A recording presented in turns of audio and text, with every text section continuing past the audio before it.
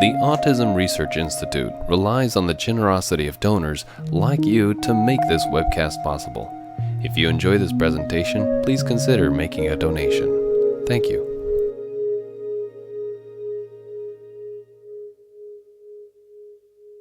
Now, before we get started, I'd like to introduce our speaker. Kelly Barnhill is the director of the Nutrition Clinic at the Johnson Center for Child Health and Development. She's a certified clinical nutritionist with over a decade of experience working with nutrition in children with autism and related disorders. At the Johnson Center, she directs a team of dietitians and nutritionists that has served more than 3,000 children through this practice. In addition to her clinical practice, Kelly also serves as the Johnson Center Clinical Care Director, overseeing management and implementation of multidisciplinary care across practices within the organization. In 2008, Kelly accepted the position of Nutrition Coordinator for the Autism Research Institute. In this role, she has helped design and manage curriculum and training for hundreds of nutritional practitioners, as well as providing direct training for parents. Kelly is a sought-after presenter, speaking at several national and international conferences each year. You can type your questions into the question section now and throughout the talk. These webinars are made possible through generous donor support. If you'd like to contribute, please visit our website at autism.com. And now I will turn it over to Kelly. Thank you, Denise. Thank you for joining us, everyone. I look forward to spending the next hour or so talking with you about supplements. Quality supplementation is really a key component of care and really should be a key component for care for all of us, not just the children we serve, I think. And it's something that we spend a lot of time educating clients that we work with here in the clinic on because there are so many options and opportunities to access supplements because it's such a burgeoning industry that there are a lot of places to make missteps. And you're never really equating apples to apples with this issue. There are so many layers of knowledge that you really need to make quality decisions for support for your children. And I hope I can give you a little bit of information today that will help that process go a little more smoothly and be more successful. So really there are three components of the information I want to share with you today. First and foremost, I just want to give you some basic background on the supplement industry itself, what supplement industry standards are from a global perspective, and supplement manufacturers provide for us so that you kind of have a big picture understanding of thinking about supplementation. Then I want to look at specific supplement considerations for the children that we serve and what the particular issues and questions are for each of those components. And finally, I just want to give you some ideas, and those ideas are kind of wrapped up in each component and core question as I go through these supplements, but I want to give you some ideas about safe, really high quality, appropriate products that you can use, preferably with the use of a practitioner who can help guide purchase and dosage of those things, but also just some really basic things that you can do yourself. So why do we need to use supplements? That's really the first question.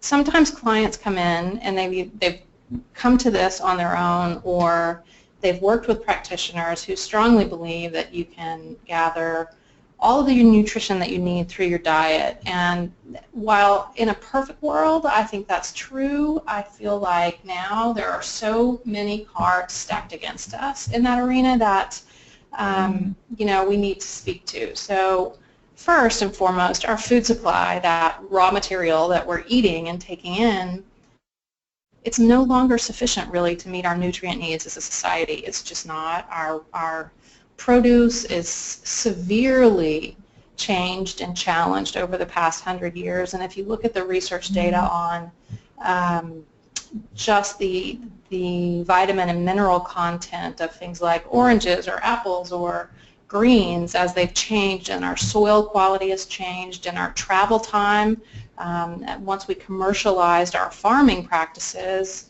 foods begin to degrade as soon as they're picked, and That travel time from farm to grocery store every day that's lost there depletes the mineral or vitamin supply in that produce, to the point that even if we are getting great locally or organic products, they may still be lacking in nutrition because it begins to diminish the moment that it comes off the vine or is pulled from the soil. We also understand from medical and health perspective about bioindividuality of each of us, and we're beginning to see this across the board, and our need for targeted support based on testing, based on genetics and genomics, to understand that we all have differing needs. So we've known this from a global perspective for a while. So, for example, while we have recommended daily intake and recommended daily allowances on nutrients, that's really an average of so many people, and in calculating those, it's an average of healthy people.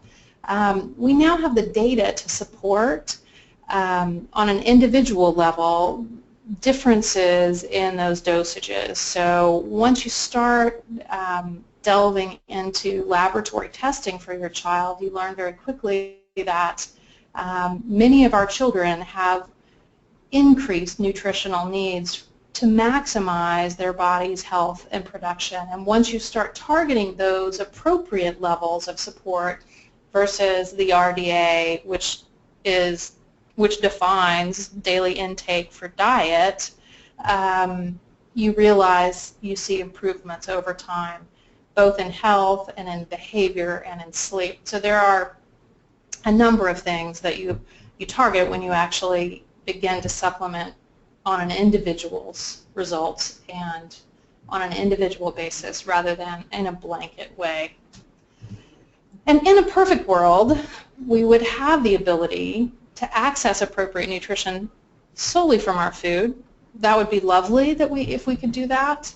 But we both have a compromised food supply and we have a compromised ability to utilize it well all the time. So those two hits really mean, in my mind, that reasonable, non-excessive nutritional supplementation should be a core component of intake for everyone every day. So let's look at the supplement industry as a whole for a few minutes. What is reasonable to think about when you're considering them?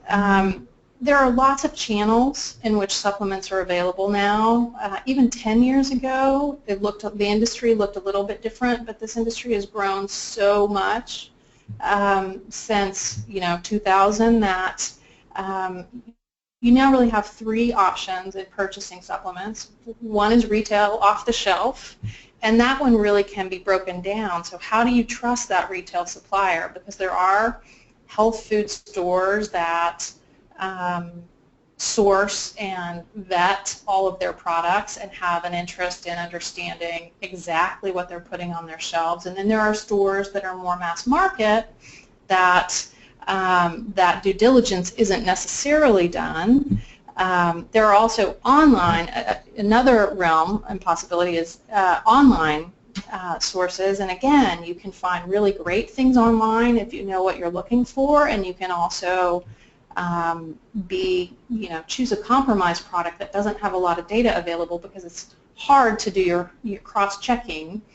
And then there are professional lines, and clearly professional lines that are accessed only through clinicians who are trained and able to prescribe and recommend these products tend, in my opinion, to have a higher standard, and or can trust that some practitioner, and hopefully yours, has done their homework and is choosing lines to recommend and represent that will most benefit your child, because one probiotic is not another probiotic, and one multivitamin is not another, because the Flintstones vitamin that you pull off the grocery shelf has vitamin A in it, but that vitamin A looks very different than the vitamin that you would find in a clinician quality,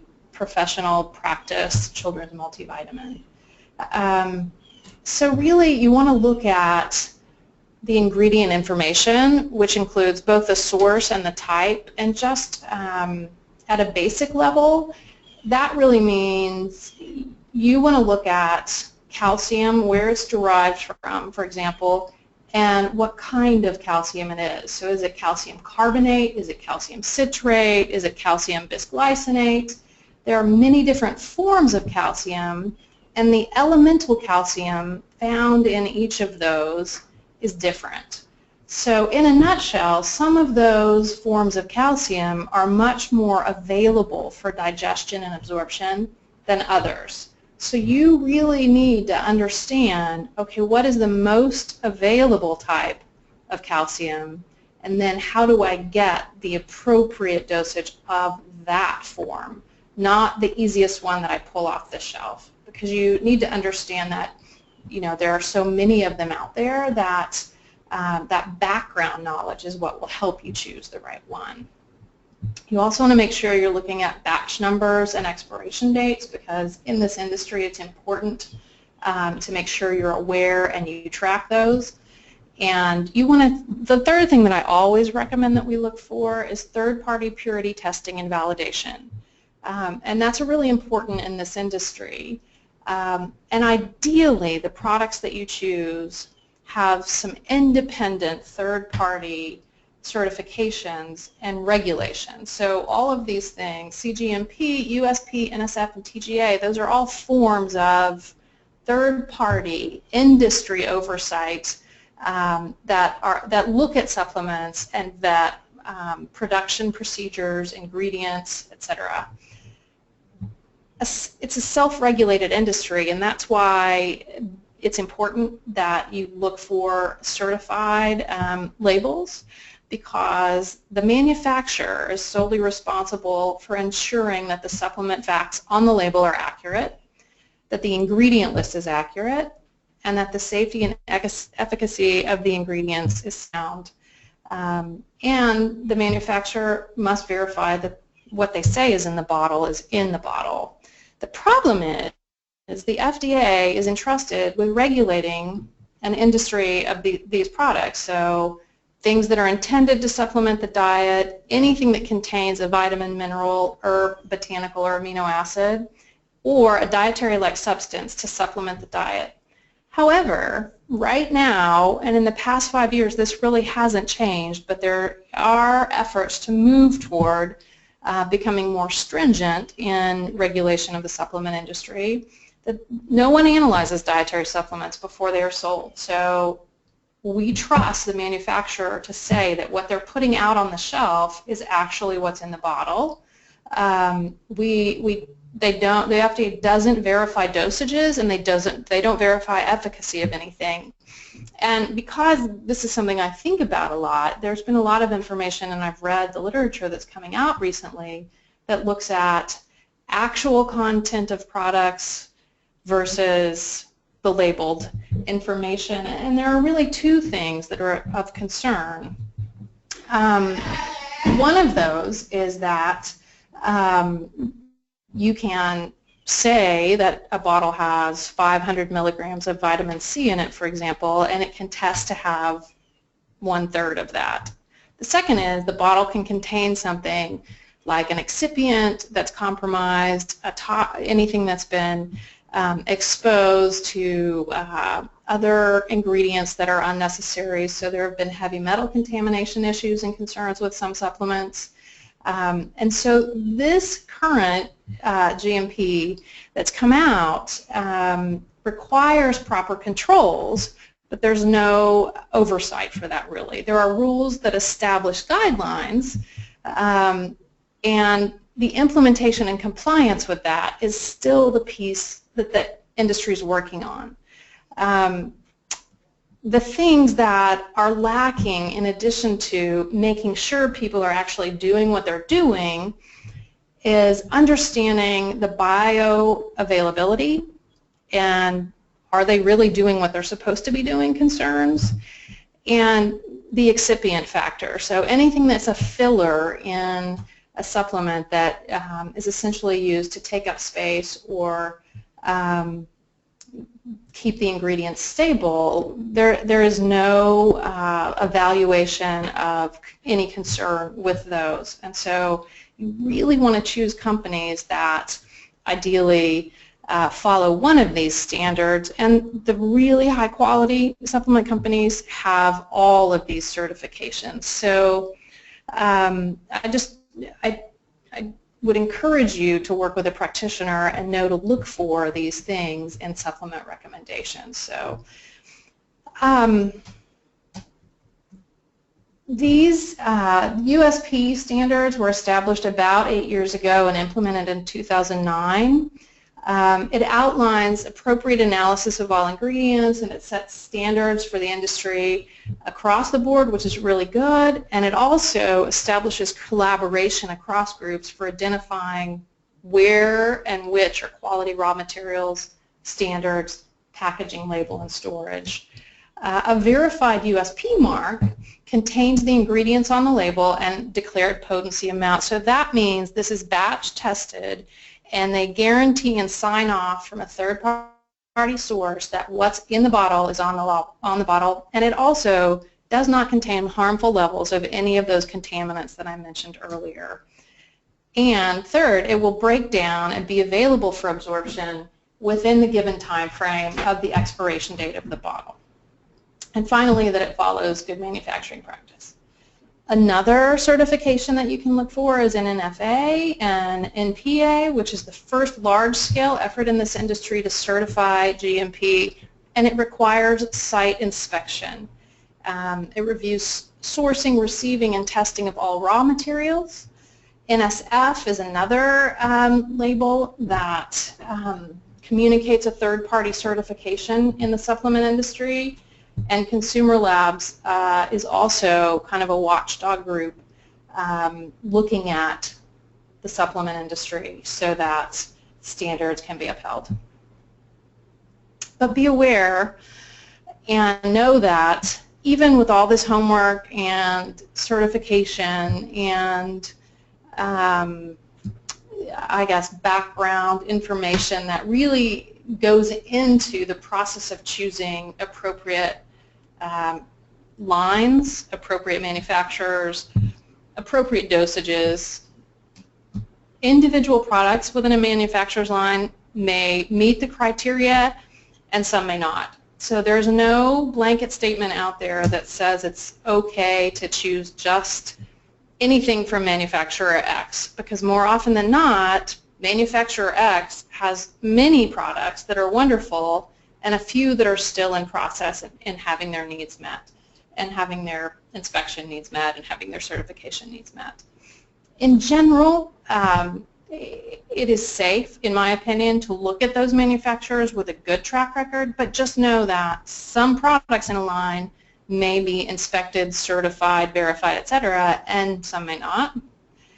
And also know that some batches of singular products may be approved, inspected, certified, and some batches may not. So sometimes the same product will be certified in 6 months of 2016, and then for 6 months it will not comply.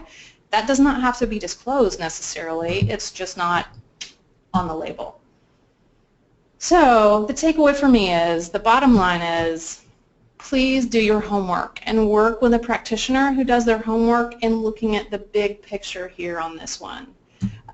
It's vital to know that if you're investing money and time and effort and resources in choosing supplementation products as a component of care for you or for your child, that the money and effort you're placing here is well spent, and one product doesn't necessarily equal the other. And when a practitioner says to you, I need you to choose this magnesium citrate, that practitioner really means, please use this one, not that one. Don't think that walking into the grocery store and choosing a magnesium citrate product will get you apples to apples, because there's a reason 9 times out of 10 that your practitioner chose that product. And I encourage you to open a dialogue with your practitioner on that. I mean, there are things certainly, and we'll get into these later, that you can safely do on your own, I think, as long as you have a practitioner or a resource to verify authenticity and safety of the product. So I also want to look at 4 or 5 different specific supplement considerations now, kind of from a whole body perspective in thinking about this. From day one, really, for me, in thinking about baseline foundational care and support for children who have compromised health status, which the majority of the children who we see in practice do, I think any whole food product is the way to go for a number of reasons to support the children that we serve. Many of the children that we work with have food concerns and food issues. They avoid certain foods. They crave certain foods. But more often than not, they are not getting the 9 to 13 servings of fruits and vegetables that are required every day. And while a whole food support product that's based in fruit and vegetables won't supply all of the nutrition you get from those,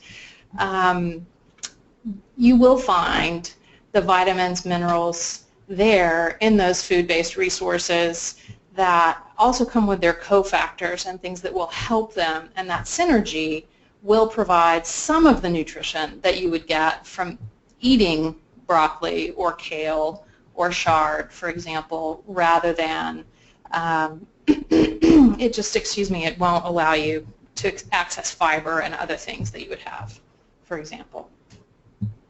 So whole food support provides the complexity that we haven't figured out from a synthetic perspective in a lab yet. And that's not to say that laboratory-created vitamins are bad. It's just we know that they're targeted and they lack the ability to synergize with the other things that they are found within nature typically. Whole food support also provides these phytonutrients and bioflavonoids that you can't recreate in a lab unless they're specifically identified and then recreated. And that happens, there are several products, and I can count a handful, that actually include cofactors that include phytonutrients or bioflavonoids in them. There are several companies that go out of their way to produce the majority of their supplements from food sources rather than from a laboratory. And those products typically, and unfortunately, we cannot or we don't use them in the children that we serve because they are also compromised with things that wouldn't be appropriate to use in this population. Whole food sources also have these things which I've talked about. So what we haven't identified yet and what we are researching now are still found, we hope, in our produce, and we can capture that through the use of a whole food supplement. And they can be found in all sorts of forms and formats. So families will come in and say, oh, my child won't take a supplement like that. But we can find a way to help your child get this nutrition in every day. I mean, you can use it in smoothies, it comes in powders, liquids, capsules, even chewables that can help you get the child to use this in practice on a daily basis.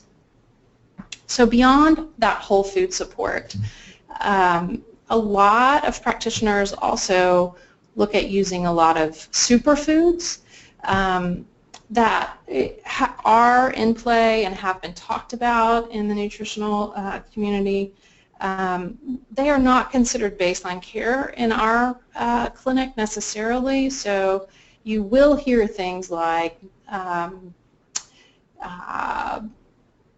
cacao, coconut oil. There are many things that are buzzwords, and everybody believes them to be a huge whole food supplement that will allow you to increase your health and well-being, and many of them are. So we incorporate that when you work with a dietitian or a nutritionist. They can walk you through including some of those superfoods in the diet as well as the whole food supplements, so that you bring in the benefits of those from a dietary source, and that's really the foundation there.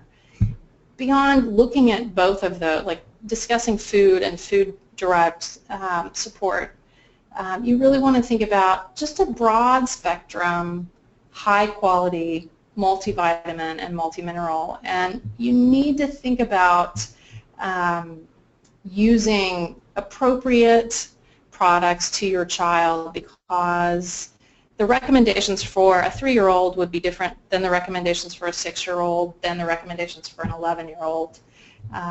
And working with a clinician could help you choose the right dosages, but in general, if you start looking at a quality company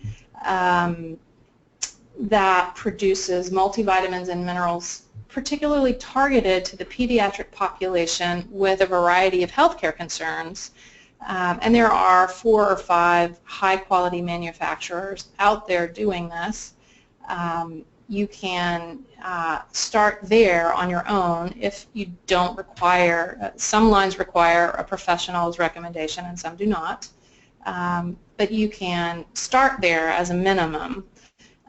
Because that would at least give you the quality baseline vitamin and mineral support that you need.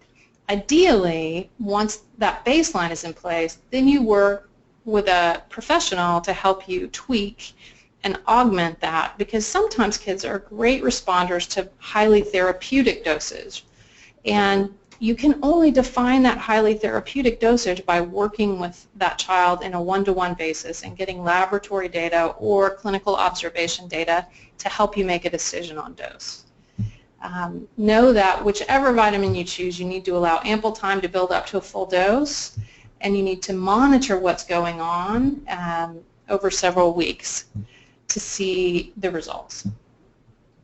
So I would say to you, whole food support, vitamin and mineral support, and then begin to layer other things in. Another component of baseline care that we need to talk about quality and choices is essential fatty acids, otherwise known as fish oil. This again is a building block of what we do. We know that fish oil in the omega-3 fatty acids in the form of EPA, DHA is important across all body systems at the cellular level, and it's been researched and documented in the pediatric population over and over again that deficiency plays a role in a number of things, and supplementation can fix it.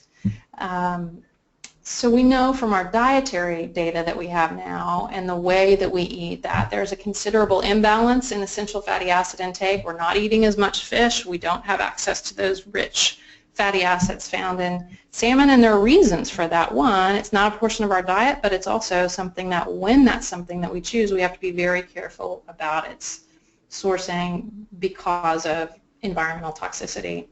On the other hand, we have an abundance of these omega-6 EFAs in our diets through canola oil, through corn oil, through soy oil that are used repeatedly, and that creates this imbalance between omega-3 and omega-6s, and some of our omega-3s are actually completely absent unless the child is eating fish and unless the child is already on a fish oil supplement. The chances are that they are deficient in omega-3s is pretty high.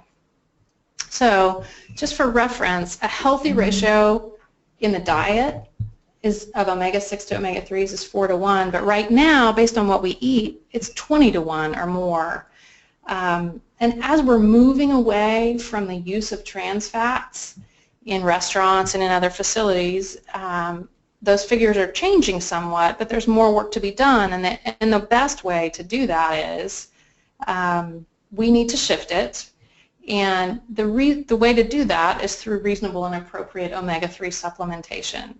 And it's particularly appropriate in the population of our children and those children that we serve because it's been researched, it's a safe intervention, and it allows us to accurately target some things that you will see in your children. Lots of studies available here at this website looking at essential fatty acid over an entire range, an entire lifespan of health problems. And I would say if you need to see the data, you can head to that website because there are also summaries and abstracts on each of those available. Choosing essential fatty acids and choosing quality essential fatty acids is probably one of the biggest questions and concerns, and because there are so many levels and choices that practitioners make in recommending any particular line. You want to make sure that you choose something that's high quality and highly screened. You want to choose a product that uses molecular distillation. There are several other forms of distillation out there, but molecular distillation in particular allows you to screen and get rid of that environmental toxicity that I mentioned, the metals, dioxins, other issues that are of concern. Triglyceride form seems to be a form that is gaining more respect and knowledge. It's something that you want to look at. There are more and more products out there that are in triglyceride form. You want to think about bioavailability, so the body's ability to digest and absorb that. And you want to be careful in that regard with ethyl ester EE. You'll see it on the label or in the marketing materials as EE, or synthetic combinations of fish oils. So I think this is a good juncture to say that a synthetic combination is important to know, because when you start playing with ratios of ALA and EPA and DHA in an omega-3 product, you change its you change its makeup. So families will sometimes say, but I can't get my child to take these 3 big pills. Can I get one that's concentrated? And that process in itself is somewhat controversial in the nutritional supplement industry because it compromises the integrity of the original product.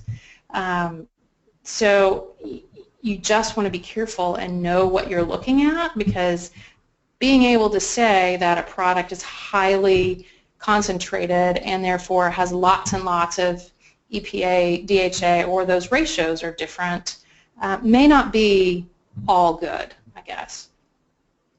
You want to look at choosing something that may have been enzymatically processed already. There are several high-quality companies out there that are starting to produce oils in this fashion, and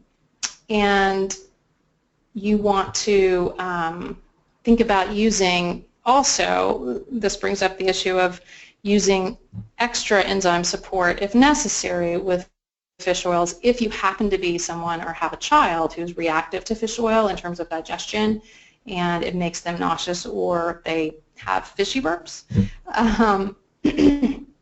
You can ameliorate that by offering enzymatic support as well. Take it with food and an enzyme, and that seems to help with that. So I think I've touched on everything else in terms of these fatty acid concerns. You just want to make sure you have third-party screening on this one for sure, and also evaluate TOTOX totals. And that TOTOX is an interesting component, but essentially it looks at oxidation status.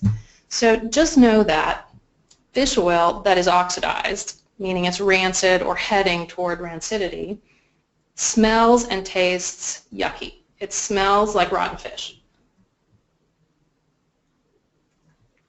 And why would you choose a fish oil versus a plant-based oil? Families ask that as well, and really fish oil has readily accessible, bioavailable EPA and DHA, and that's what we're going for.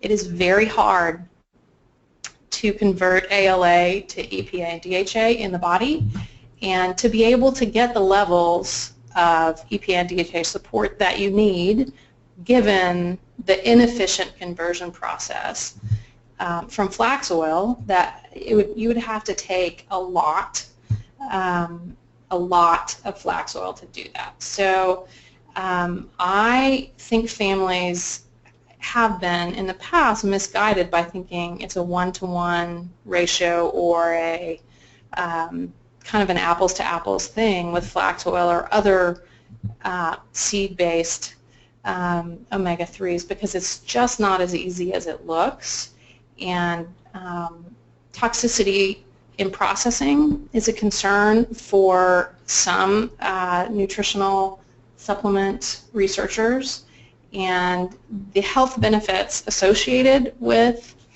EPA and DHA has largely been studied in fish-derived products, and it's based in EPA and DHA, not the ALA that's found in plant-derived products.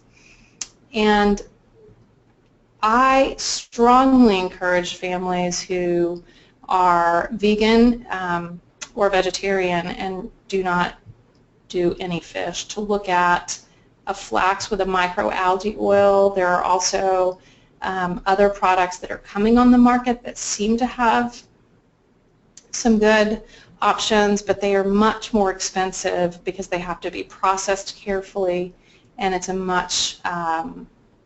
is a much more labor-intensive, and those products are scarce because you're talking $150 for a month's supply of a plant-based appropriate EPA DHA support product versus $35 or $40 for a month's supply of a fish-based. And a lot of families also ask us about cod liver oil and judging that. It's used, cod liver oil is obviously oil that's derived from the fish liver, not the whole body, and it's primarily used to support vitamin A and D. It's typically not concentrated after processing and refinement, so it is what it is. It's extracted and then encapsulated, or it becomes an oil. And so you'd need to use huge doses of cod liver oil to reach the necessary doses of EFA and of EPA and DHA. And that would create a possible toxicity with those fat-soluble vitamins of vitamin A and vitamin D. So as you think about it, yes, it's great to use cod liver oil if your children will take it, if they have a vitamin A issue, if they have a vitamin D issue. But you don't want to use that for your fish oil EFA product, because to get to the level of dosing that you would need, it would be dangerous.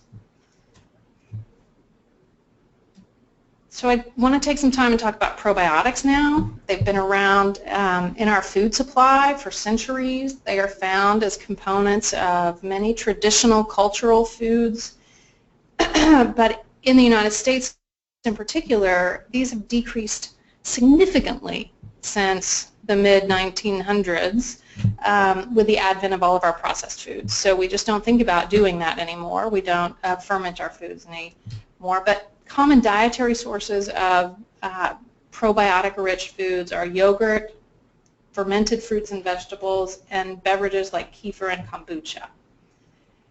And probiotics used for a medical support purpose mean that now they're generally accepted in the pediatric and the pediatricians community here in the States, because they're recommending probiotics when antibiotics are prescribed. They are occasionally recommended with acute or chronic diarrhea as the first line of intervention rather than other meds.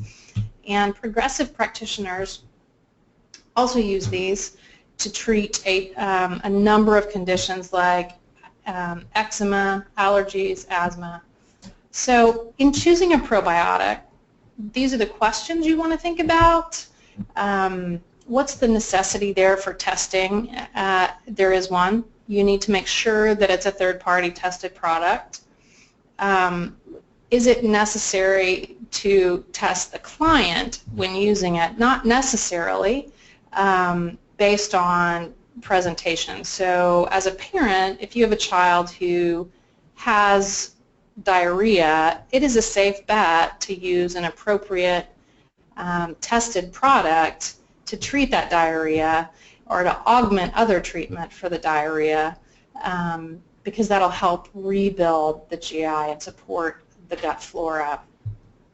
Other considerations when you choose probiotics for your child would be what's the child's antibiotic history and their current antibiotic usage, what's nutritional status otherwise, because we need to make sure we're hitting those other issues that we've talked about.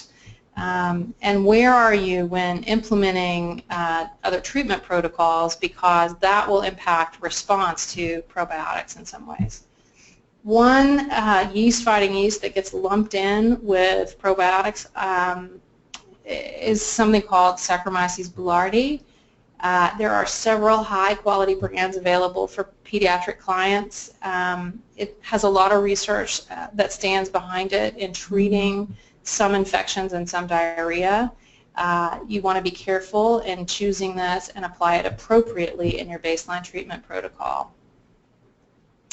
You want to be careful in using it if you are someone who is treating other specific infections, because you might be using things that are counterintuitive.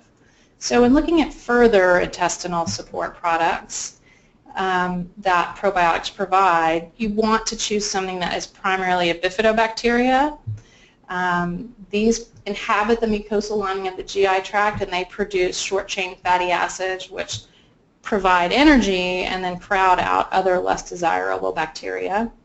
And a broad-spectrum, multi-strain product is what's most useful for most of our clients. There are also issues that are particular to treating concerns with the small bowel, and those are primarily lactobacillus strains.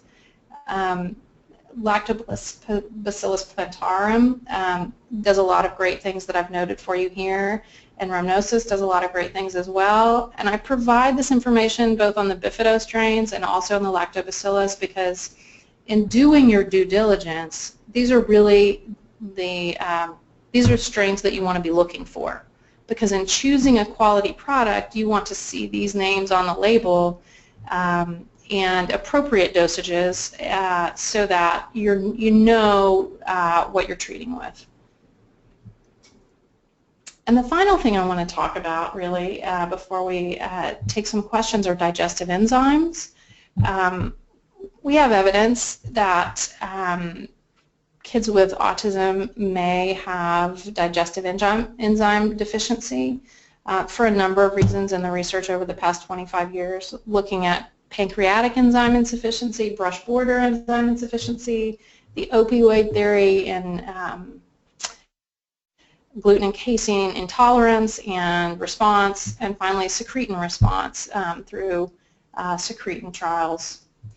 So the first thing you want to think about in choosing pancreatic enzymes would be looking at a quality product that has broad spectrum pancreatic derived enzymes, ideally something that is practitioner recommended or prescribed. There are prescription pancreatic enzymes available. We have found that over-the-counter over-the-counter recommended lines can go head-to-head with those prescribed products with our clients, and the results are the same or better in many cases. The second area that's of concern in the kids that we work with are brush border enzyme deficiencies, so those carbohydrate digesting enzymes, lactose digesting enzymes. When you provide enzyme support, you tend to address some of those GI concerns as well. So all of these, digestive enzymes and probiotics really are targeted at the GI tract, and this is the area of the supplement industry where the most money is going right now, because we've had this burgeoning interest in the microbiome and lots of publications on treating GI symptoms, healing the gut, etc., and how the mind-gut connection, all of those things. Look at the health, your inner health of your gastrointestinal tract, and that comes with good and bad things, frankly, because everyone wants to rush into this area of the industry, and sadly, we don't have full information on these manufacturers, and manufacturers who are entering this area of the industry also may not have full knowledge of the products that they're creating. So just make sure that you're doing that homework and that due diligence, and you work with someone or have the opportunity to speak with a professional who can help answer specific questions regarding those choices, because this is one area that we see to be clearly growing, but also particularly there's particular space for harm there, I guess, because it's moving so quickly and manufacturers are in a rush to get things to market. Enzyme support would include any and all of these components, ideally. These are the words that you would want to see on a label. And quality digestive enzymes can be found primarily through practitioners, but also online. I hesitate to say you should choose something off the shelf at a retail establishment without some guidance from someone who is knowledgeable in this area, because what you get may not be what you find in the, what you see on the label may not be what you find in the bottle.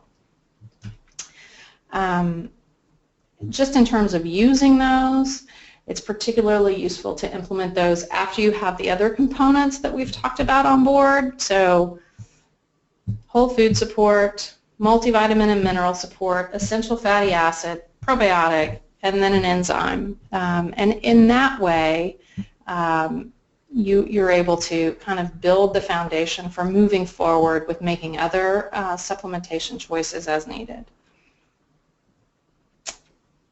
Thank you so much. I really just went through all of this, and the last bullet point that you see there, targeted supplements defined by laboratory testing, that's really the supplementation and building on the baseline that I was talking about earlier, because I feel like once you have that groundwork in place, you do laboratory testing that'll tell you what sort of therapeutic dosing you need, and in working with a practitioner to interpret and treat those, that's how you gain further benefits. So thank you so much for your time and your attention. I'm happy to take questions right now because I think we have a few minutes left. Yes, we do. Kelly, we've got quite a few questions, so I'll launch right into those. The first one I've got here is about supplement selecting. So I know you talked about this quite a bit, but they're asking about a specific website where they can verify testing. So is there a site that people can go to? They're looking at products that they've picked up at Costco or at Trader Joe's and those kinds of places, and they want to know if they can look those up somewhere. Sadly, no, there really isn't an option for looking, like vetting those products. ConsumerLab.com was one of those kind of watchdogs that I mentioned there. It's not a site where you could type in the exact product that you picked up and get their evaluation of it, but they do from time to time post an updated source of information on these, and that might be a good place to start. Okay, another thing you talked about was the difference between grocery stores and working with a practitioner. Somebody was asking about, what about supplement stores? So if you go to a local super supplements, are those typically better than what you would find at a grocery store, or do you know? My opinion on that is that it's a question you have to answer on a case-by-case basis.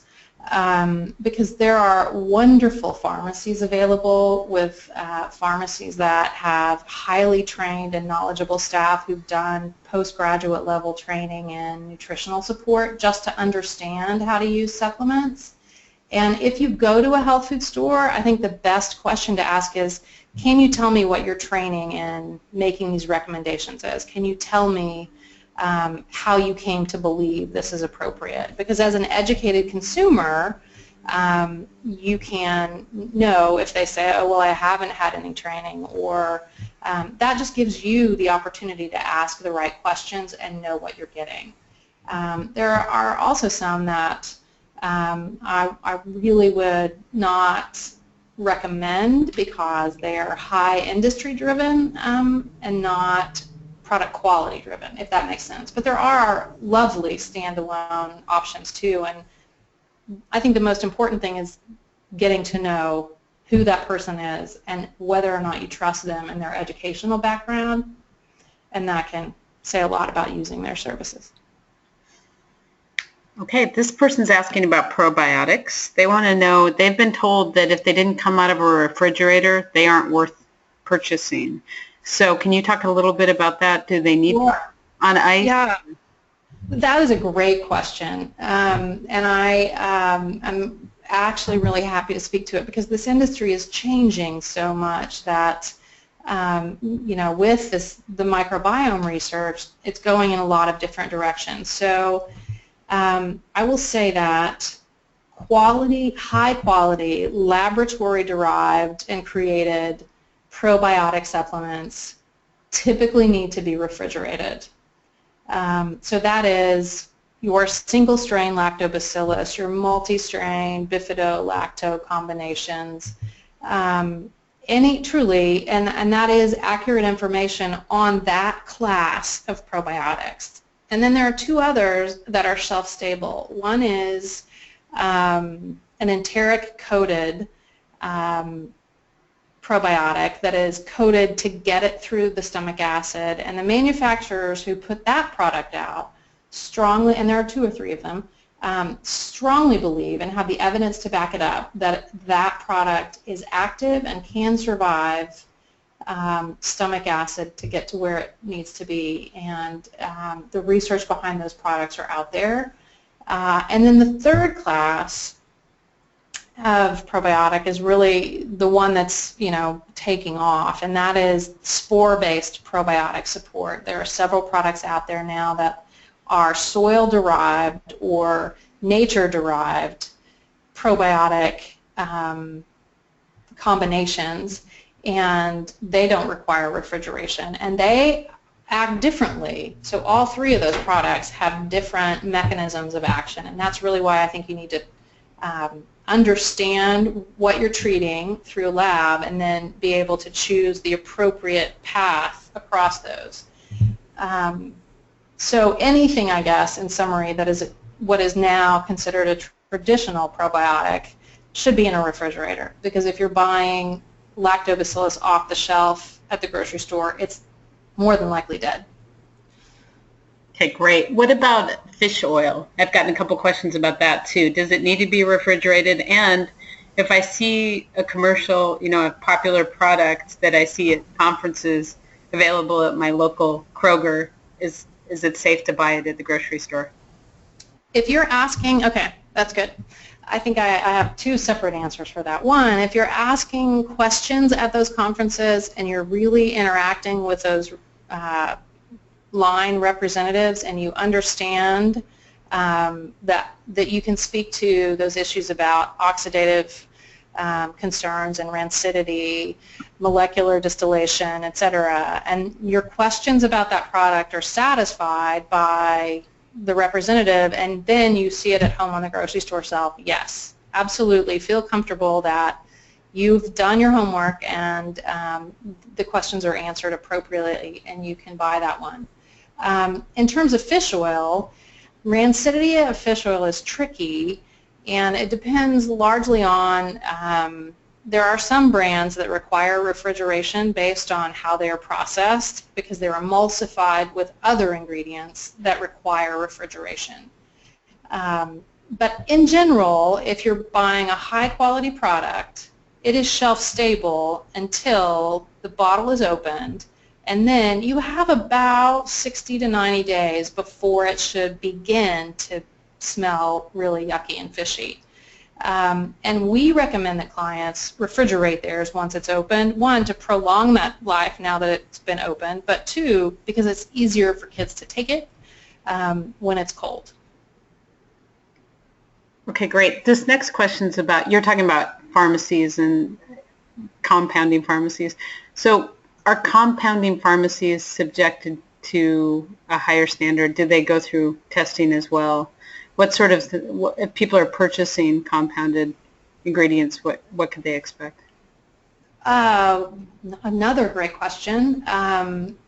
Compounding pharmacies are under a very high level of scrutiny, particularly in the United States right now, and they have, depending again on the individual pharmacy, they have a much higher level of knowledge about nutrient bioavailability, so choosing one form of calcium over another form of calcium, and training. But if you're working with a compounding pharmacy and that's your preferred path for supplementation, it's great to have a conversation directly with that pharmacist and just ask those questions, like, tell me about this, because most of us who do this and like this will love to talk to you about it.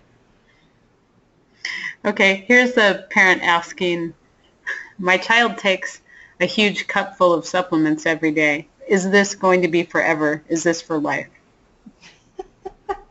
I think that depends. I think over a lifetime, our requirements change, really, but in a nutshell, I think 2 or 3 of those things that I've discussed today should be a daily intake requirement for all of us through most of our lives. Other ones, like digestive enzymes, for example, can be used in a targeted fashion on occasion when symptoms warrant it. But for the most part, and with ongoing management and change, I would just consider a multivitamin, an essential fatty acid product, and a whole food supplement, unless you're eating tons and tons of really high quality produce, part of your dietary intake on a daily basis. Okay. We have time for just a couple more questions. I've gotten a lot of questions about omega-3s and omega-6s. So sort of generally, one question I have gotten several times is about krill oil, asking if that is equivalent to the fish oils that you've been talking about. So krill oil, you can get to the level of dosage that you need with krill. The downside is it's pricier, and it's harder to come by now because of the price point. Manufacturers are decreasing. There's just not that much demand. But you just want to make sure, if you choose krill, that what you're looking at on the label is EPA, DHA equivalent of fish oil, and make sure that you get to the appropriate dose of EPA and DHA for your child. So, for example, if your practitioner recommends, we have lots of families who come in and say, but I'm going to take the krill instead, and the labeled dose on the krill is 2 capsules, but that's like 1/5 of the dose of fish oil that we need. It quickly becomes an exorbitant product, and it's very hard to do that. Okay, great. I think the last question we've got here, they're asking about curcumin and turmeric, and they're asking about how that interacts with probiotics, if there's a benefit. It's a little off the trail here, but are there any sort of connections between those two things? I think yes. From a clinical perspective, we can certainly say that there is some synergy there, and they can be useful in tandem. I think that there's no research out there that supports that clearly, but I will say that there are benefits to using both of them for different reasons, and turmeric and curcumin those products, whether it's Mariva, which is a standardized material, or others that are produced. I really consider those second or third tier interventions in adding that in, because I really think that to maximize benefit, you need a practitioner driving it, and the practitioner needs full knowledge of what's going on, because you can invest $100 in your bottle of curcumin and then not dose it appropriately, or not dose it in tandem with that probiotic appropriately, and it's been an experiment, and it wasn't designed correctly.